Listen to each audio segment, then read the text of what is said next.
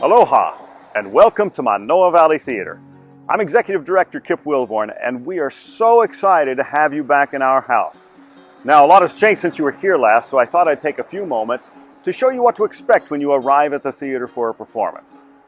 Now, because we're committed to making sure that MVT is as safe and healthy a venue as possible, we do require that everyone wear a face covering over their nose and mouth whenever they enter the theater grounds.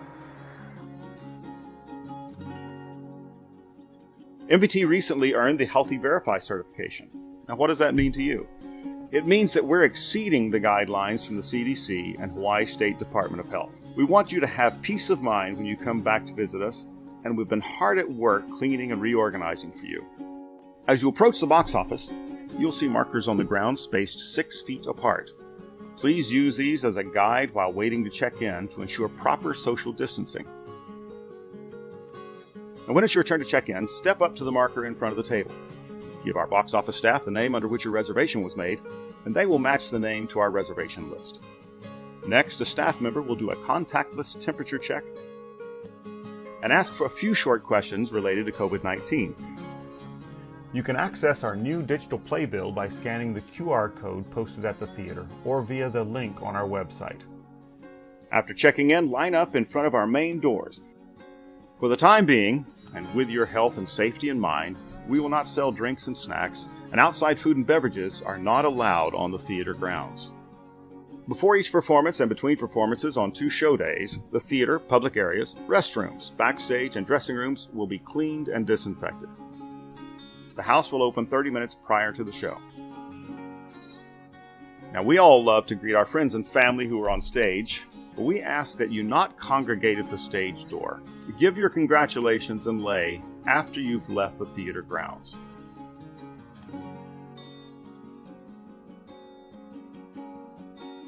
Once inside, an usher will be happy to direct you to your seat. Your seat will be labeled with your reservation name. Hand sanitizer will be available in multiple locations throughout the theater. With socially distanced seating and ample separation between you and the actors on stage, we're doing our part to provide for you the safest and most comfortable performance experience possible. At the end of the performance, please remain in your seats. Our house staff will dismiss you by sections. Thanks to generous donations, we were able to replace our air conditioning system this year, helping to provide clean air in the theater. Additionally, during the performance, the main doors will be kept open to increase airflow. For over 50 years, we've had the privilege of bringing high-quality live theater and concerts to Hawaii's audiences. And from all of us here at Manoa Valley Theater, we would like to thank you for your loyalty and continued support. And without further ado, it's showtime!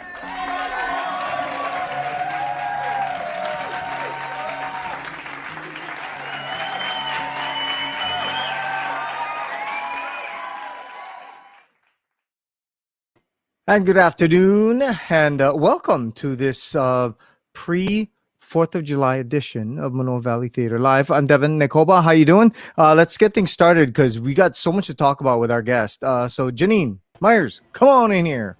Hi, Devin. Nice How to are see you? I'm doing well. Go ahead. So what's up? What's going on? We opened a show last night. Yes. To a capacity audience, which sadly is not a full house, but it's as many as we can safely fit in the house, which right now is about 60 people. And it was a great audience and a wonderful performance of Daddy Longlegs. Yeah, we've got 3 more performances this weekend, 1 tonight, and then 2 tomorrow. No performances on Sunday. That's the 4th of July. So go, have your barbecue on the beach with your friends, your family, but not too many of them. Right? I know. Right.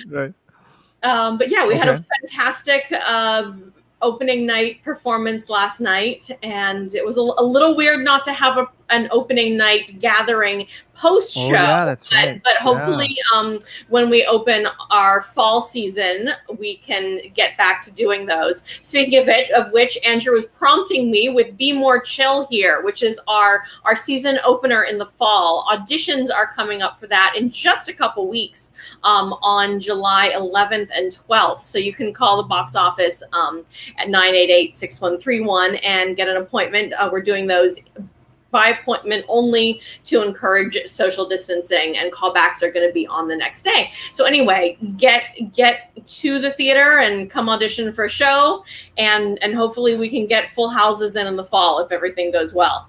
Yes, indeed. All right. Well, thank you very much, Janine. I appreciate it.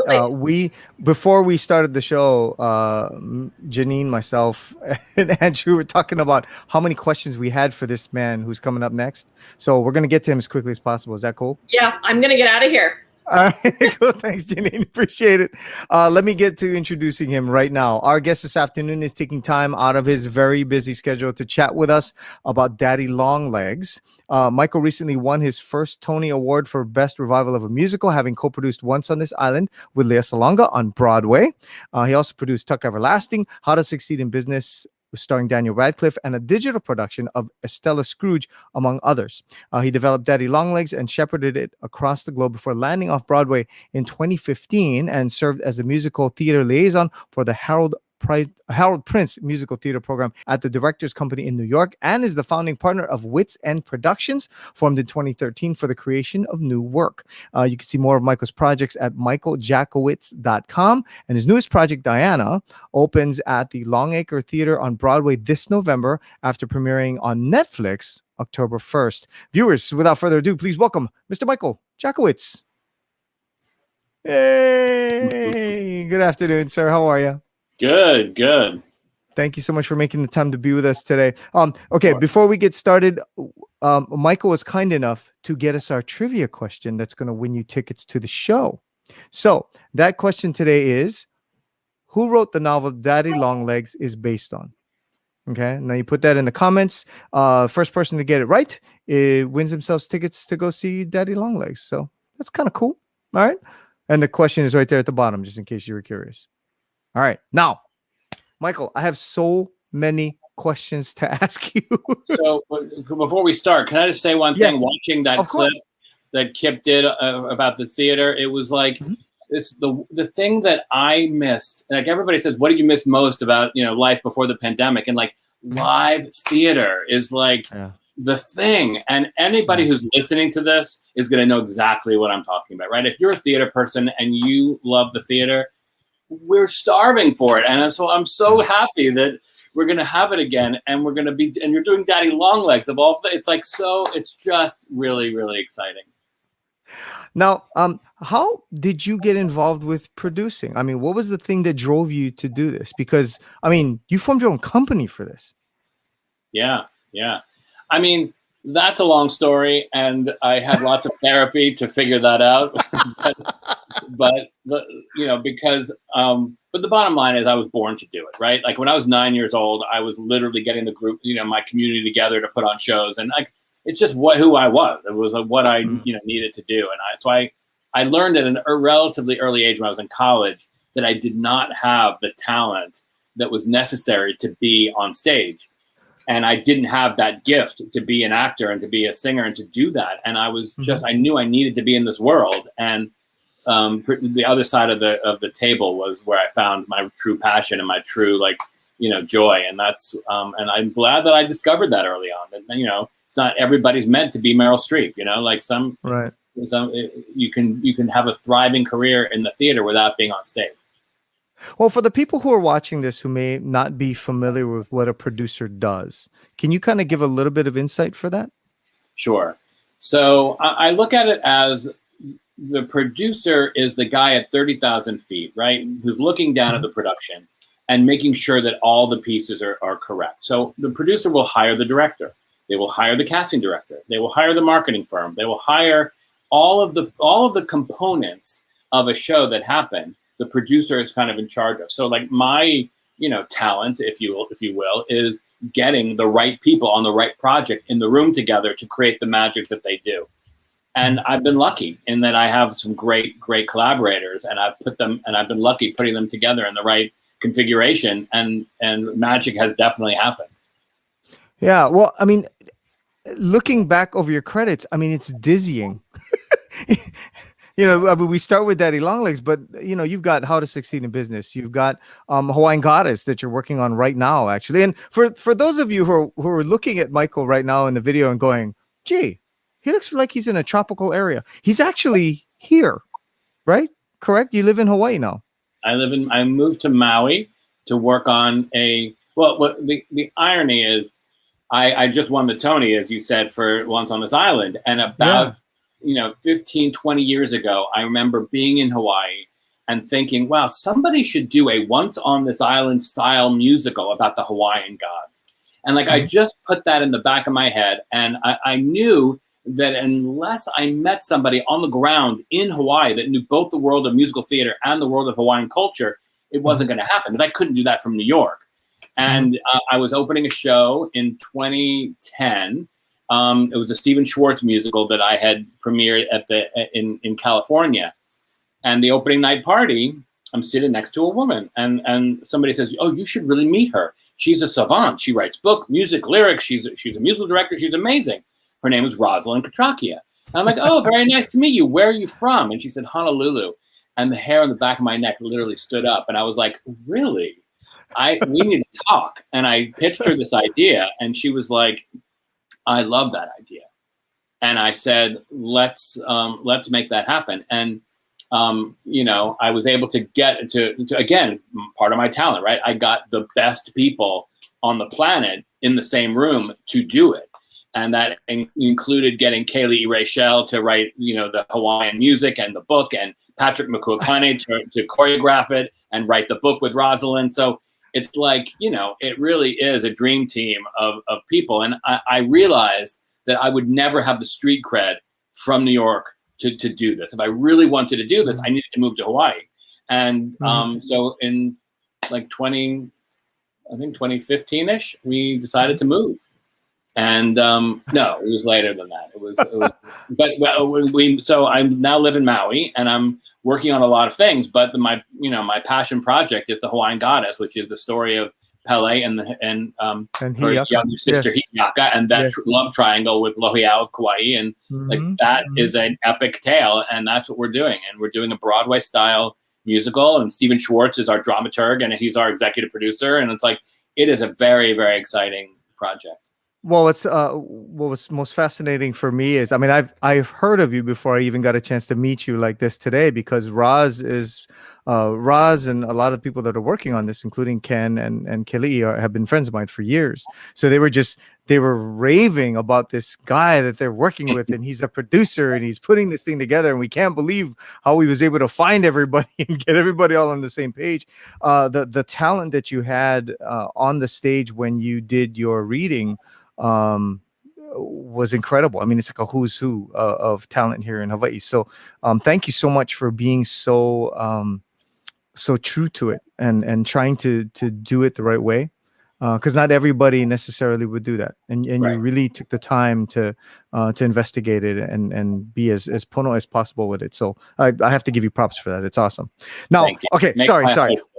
No. Okay, so we brought you here for Daddy Longlegs. Okay, so hook us up with how this came to you, and you said, okay, I want to do that as a musical. Well, before I answer that question, let me just explain the difference between a new work and a revival, right? So Please, if I am, the creation of new work is a really, really specific thing, and it's very hard to do. It is not for sissies, right? It is like, it is a very challenging thing. It's tough, yeah. What I explain to people is, so when you do Fiddler on the Roof, right, and your theater decides to do Fiddler on the Roof, they call the licensing house, they license the show, and a big box gets dumped at your front door, and that box has all the scripts, all the scores, all the director's notes, photographs, set things, and then you can put on, your community puts on a show. So what I do is I build those boxes, right, for new projects. So it's a new work, and like Hawaiian Goddess will be eventually licensed around the world, and there will be a box for it. But that's what I'm doing right now, is building the raw materials that are going to make that box. So with Daddy Longlegs, when I was producing the West Coast premiere of Tick, Tick, Boom by Jonathan Larson in Los Angeles, and Paul Gordon, who's a pretty prominent composer, reached out to me and said, "I saw your production. I'd love to meet with you." So we met, and he said, "I would love you to look at some of my work." And he handed me 3 CDs. and I had an hour drive home. So I'm in the car, and I put the first CD in, and I was like, I hated it. And within 10 seconds, like, eject, not for me. And then the second one I put in, and I was like, I listened to it. I didn't feel like, oh my God, I've got to produce that. But it was like, it was accomplished. It was nice, but it didn't speak to me. And then I put on Daddy Longlegs. And at the time, it was a one-person show, a reflection story by Jerusha, singing about her life, telling the story about her life. And by the third track, anybody who's seen the show, I will tell you, it was Like Other Girls.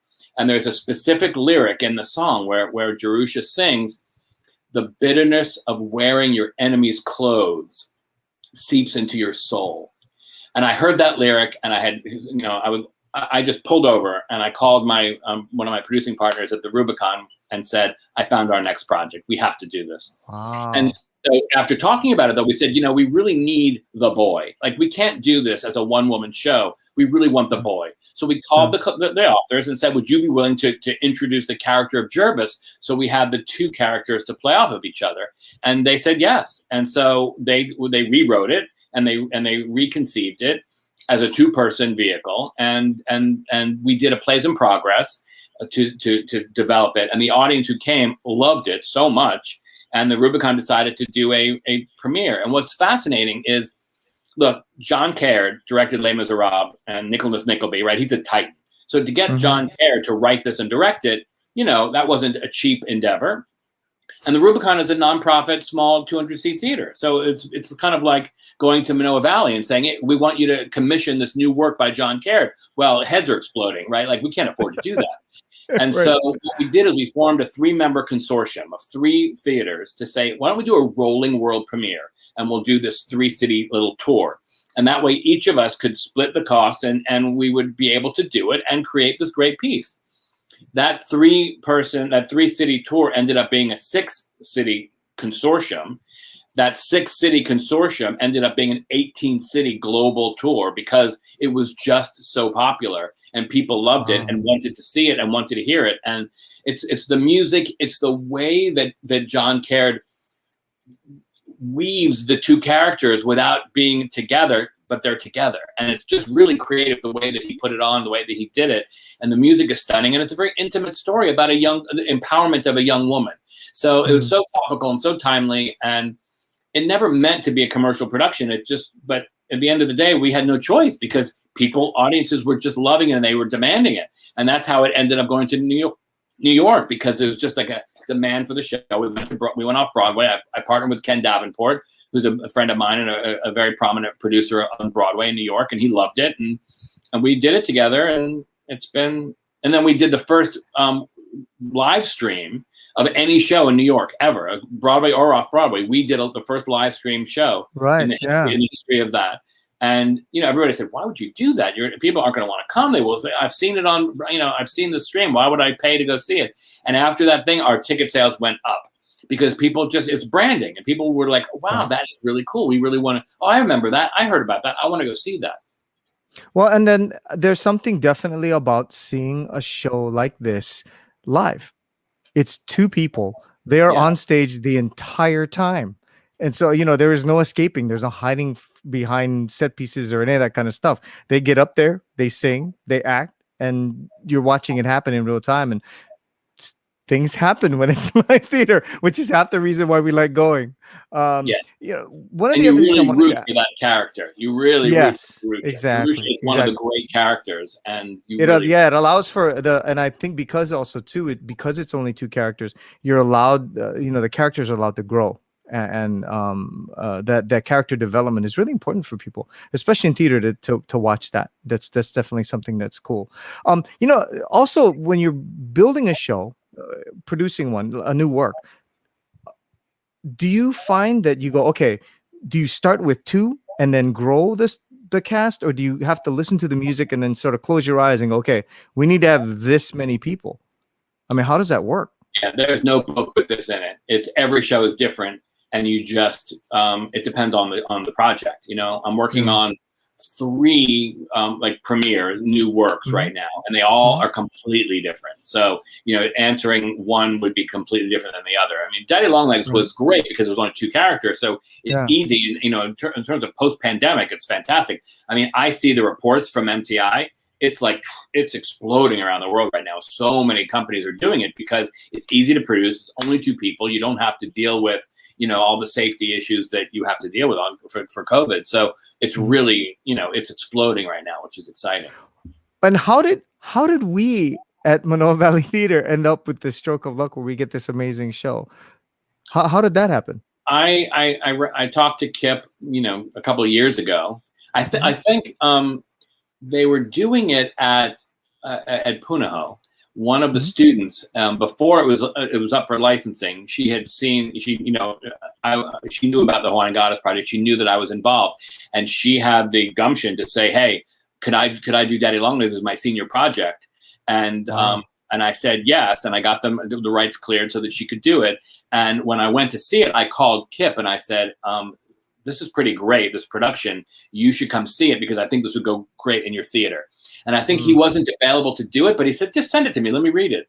And I sent it to him, and he read it. He goes, "Wow, this is a really great piece." And you know, the rest is history. Here you are. The rest is history. So, with regards to how you're gonna run the show, so people just sort of call you and go, "Hey, Michael, I want to do Daddy Longlegs," because one of the things that you sent us, I mean, they've done it in Japan. You know, I mean, when you're saying it's worldwide, you're not kidding. What happens with the translations and stuff? Do you have to hire somebody, or how does that work? So it turns out John Caird's wife is Japanese, and she actually gave him the book, the novel that Daddy Longlegs is based on, and said, "I think you should read this." And we did it she translated it, and when we did it with Toho Productions in Tokyo, and they translated and she translated it. But we've also done it in Korea. It was translated into Korean.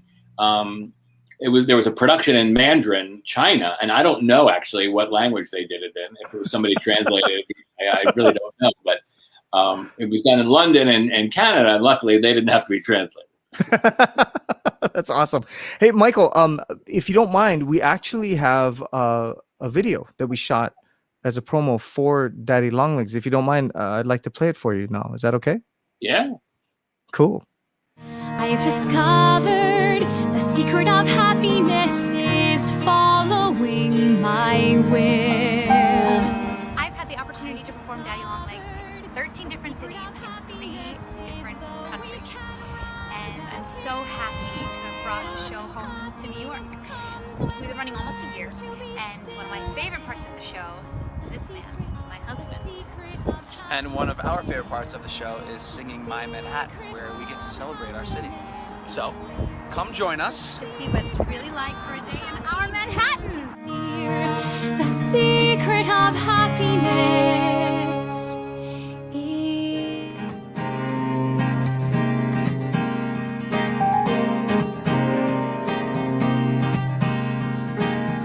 Let me show you my Manhattan. It's waiting for you. Rendezvous in Times Square. Take a chance on my Manhattan. The Algonquin is the rage. Caruso on the stage. Write a page about Alexander Hamilton, rubbing elbows with the Queen while having drinks with Oscar Hammerstein. The Velasco and the Met, Coney Island, not soon Davenport forget. Theater, Just hop on 9th Avenue line. The city could be yours and mine. My Manhattan, your Manhattan, our Manhattan.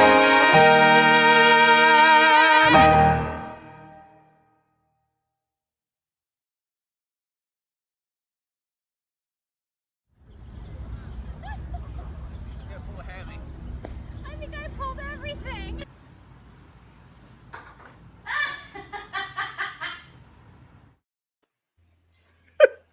Okay. Oops. Sorry about that. That's what happens when they go, Devin, show the video. I'm like, okay. So my bad. Sorry. But that was awesome. How cool. And that, by the way, that song, which is one of my favorite songs on the show, was written for the New York production, because we didn't have a number at the top of the second act that was kind of like more upbeat and something that the two of them could sing together. And so, you know, we were in previews and Paul was like literally writing, you know, it was crazy how fast he wrote that song, and it ended up being one of the best songs of the show. Yeah, and that's one of the other things. I mean, I've worked with Roz before on a show, and when we would do the local theater shows, doing like when she wrote Happily Ever After and stuff like that, and it was fascinating for me to watch them do this, because it was like you were saying, you know, you're sitting in the audience, you go, you know, I think we need a song that says this.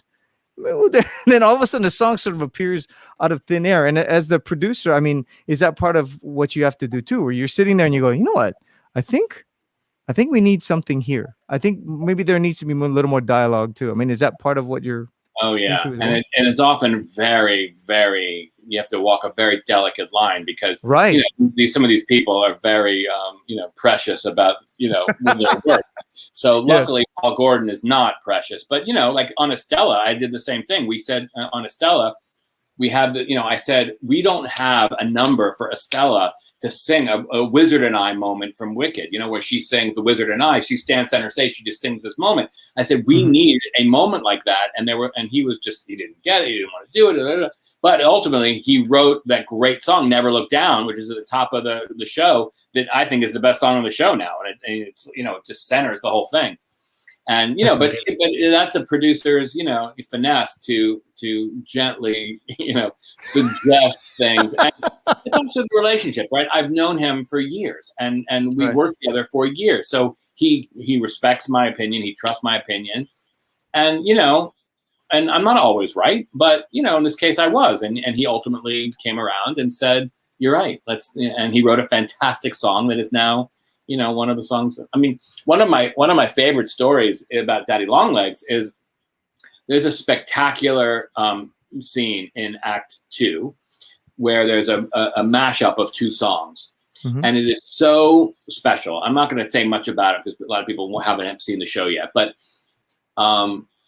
and there's a mix, like a mashup between two songs. And at one point, they were like, yeah, that's kind of redundant. We don't need that. And to me, it was like the core of the ending of that show. It was so important. I'm like, what do you mean we don't need it? And I thought to myself, it doesn't matter what they say, because John Caird is never going to let that get cut. He's never let that get cut. And then John turns and says, yeah, you know, maybe you're right. I was in shock.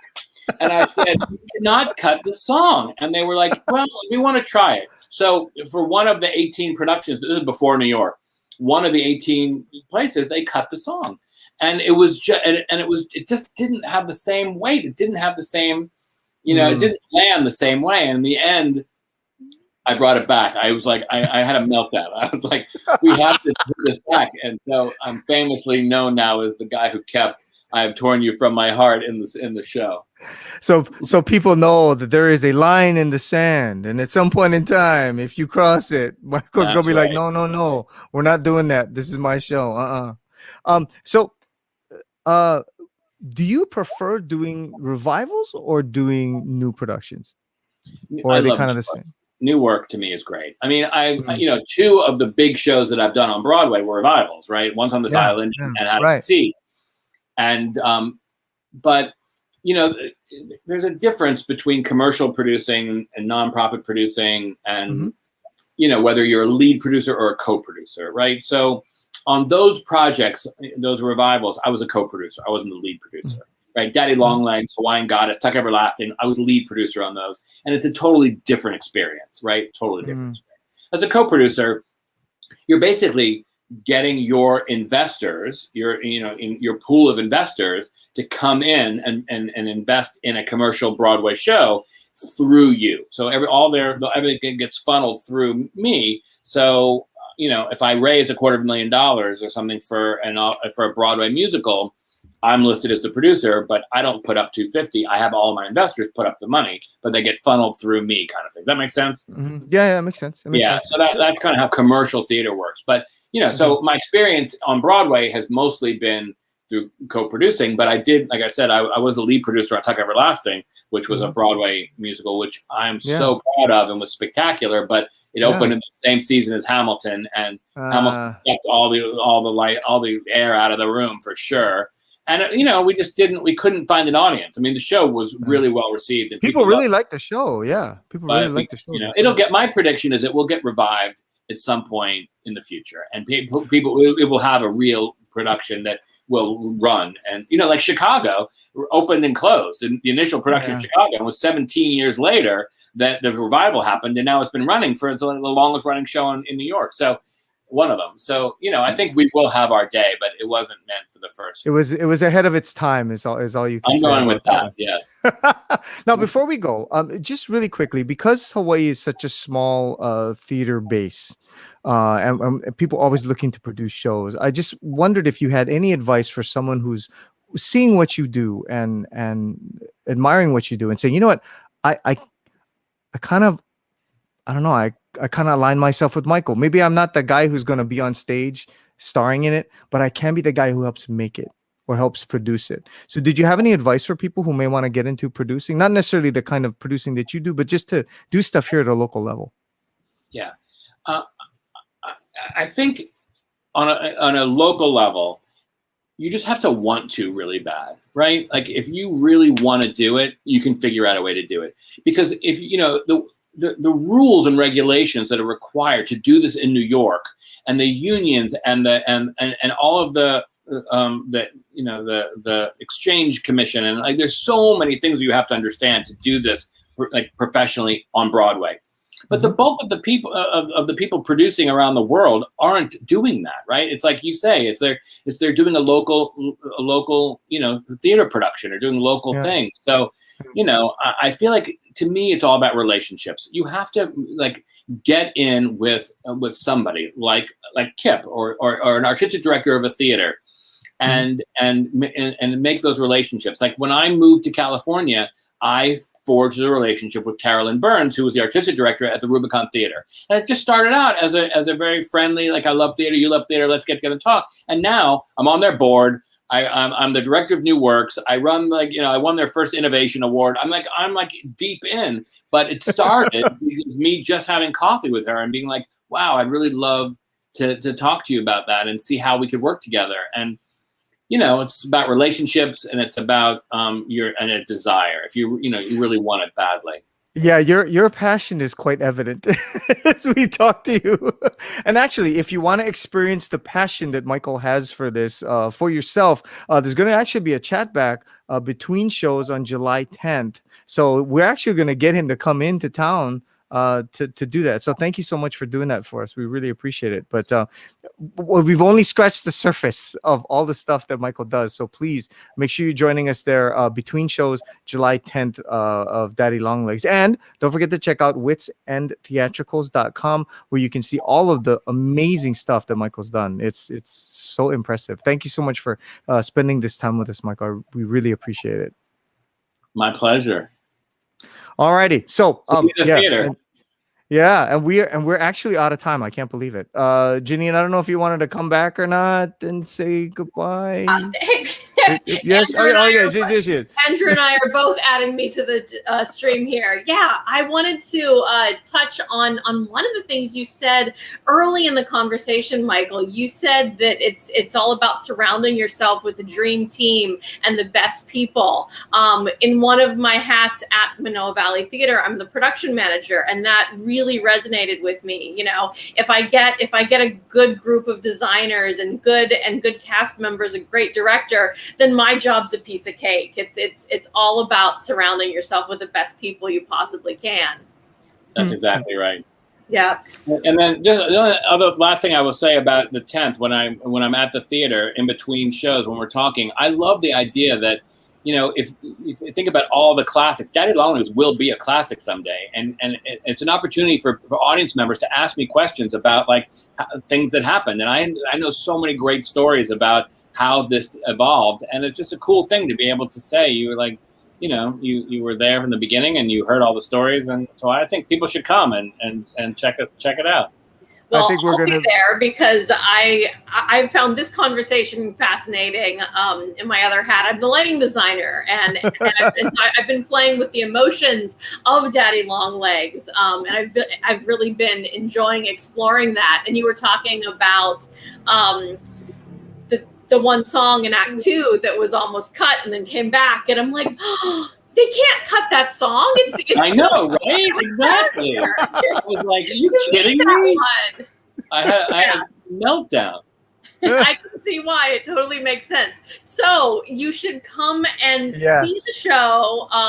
Ideally before the chat back, or plan to stay that evening.